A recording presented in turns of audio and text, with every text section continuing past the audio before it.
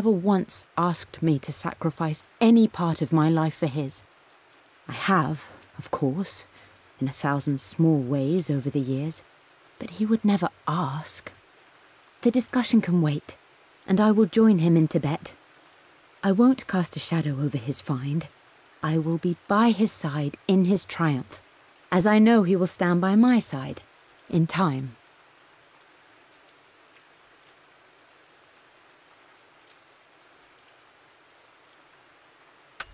Thinking about discovering faraway places, about finding adventure. I'm sure you will, my lady.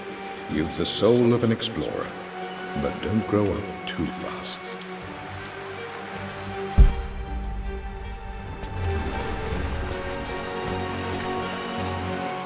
Lara, since your return from your expedition to Yamatai, I've grown increasingly alarmed at your erratic behavior. I can only assume you suffered some kind of psychological trauma and are only acting out as a call for help. I want you to know that I hear you, loud and clear. Anna and I agree that it's time for you to be evaluated by a professional. I took the liberty of arranging an introduction to a highly qualified colleague of mine. You should be receiving the details in the post soon. I want to impress upon you the importance of this, Lara. As executor of the estate, it is my duty to see that it is left in capable hands. And if I may be blunt, you're acting like your father when he was at his worst. He nearly lost the manor himself in those days. I'd hate for you to repeat his mistakes. I encourage you to embrace the help I'm offering. Sincerely, your uncle.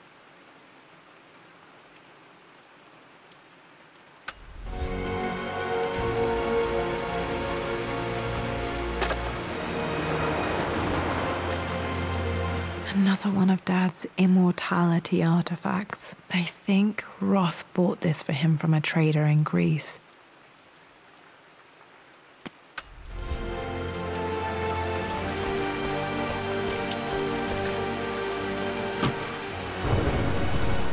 Got to remember to pack this for my next trip.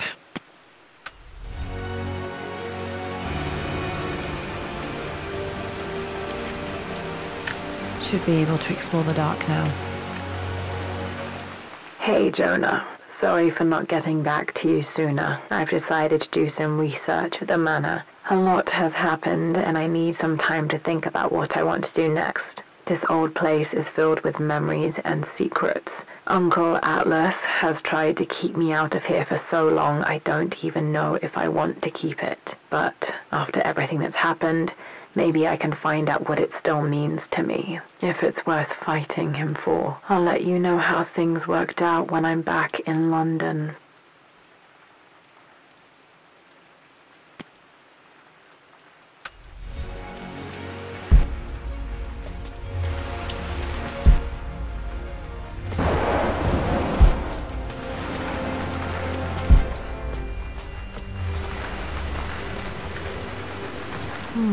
I'm not sure. I really need to brush up on my ancestors one of these days.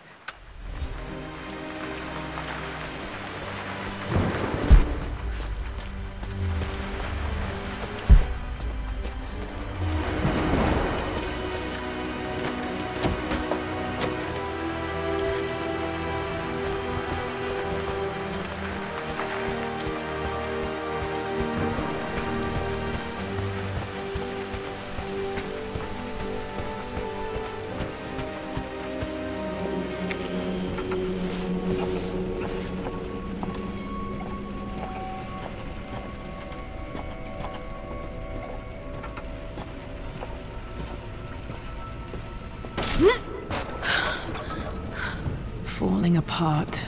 Maybe I should just let my uncle have this place. They say a good test of a relationship is how well you travel together. Well, I'd say Amelia and I have passed that test with flying colors. Indeed, these last few months in Egypt have been nothing short of extraordinary. She and Roth get on like old uni chums. In fact, the two have spent more than a few nights drinking and playing cards into the wee hours. Despite her decidedly proper upbringing, Amelia's taken to roughing it more than I ever have. She fits in and connects with the local populace with such amazing empathy. Because of her, I've had a bit of an unexpected breakthrough in my research. She managed to convince an artifact dealer in Old Town to sell me a magnificent and quite unusual Tibetan scroll. From what I can tell, it seems to contain details surrounding an immortality ritual of some sort. I think it's time for me to take the next step with Amelia. In fact, I don't think I can wait any longer. I will ask for her hand tomorrow in the bright Egyptian sun amidst the dust and ruins. I'm not surprised he asked her to marry him as soon as he got the idea.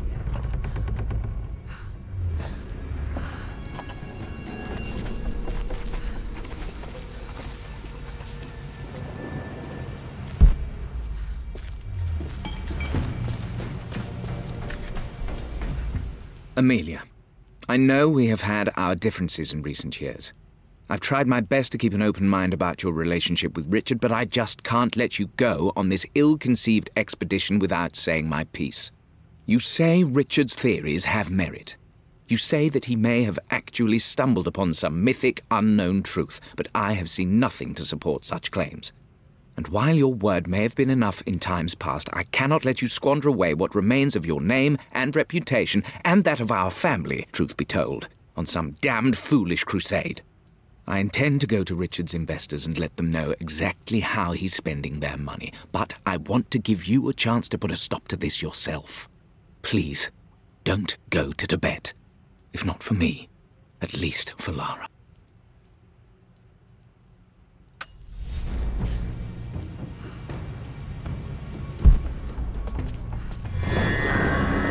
Still just as creepy as I remember.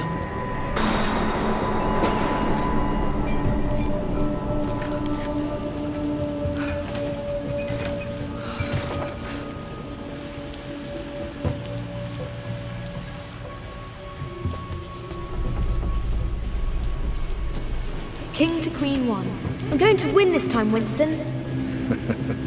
Clever girl. I would play chess with our old butler Winston on this board. Never could beat him. Should know by now, winning isn't everything. Queen to King's Bishop 6. Check. I'm at a crossroads now. Good Lord, that's such a cliché. But there's truth in it. 2 roads before me. Both present joy and compromise. A life with Richard, adventure, intellectual pursuit, perhaps a new family. But also a man obsessed with something I cannot understand. Or a life of obligation, upholding the de Mornay name, embracing our traditions, not losing the family that raised me. Oh, this really is a rubbish choice. I don't want to lose them. But I love the life I've started to build with Richard. He comes with his own difficulties, but I can accept them. Will it be enough?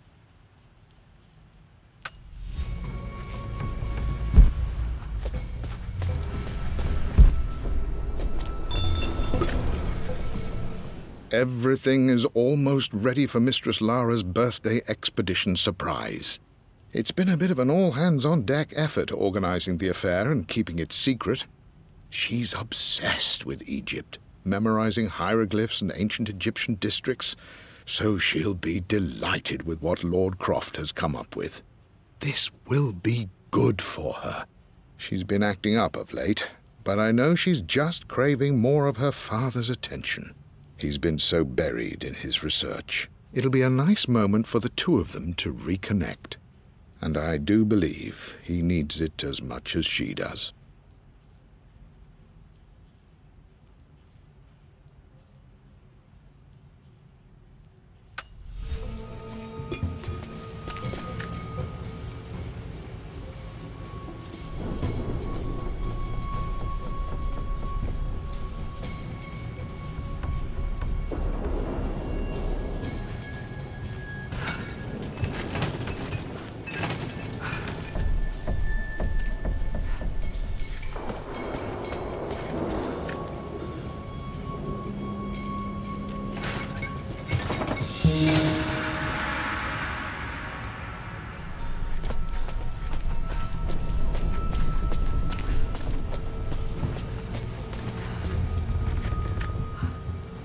Dad loved a good bottle of wine.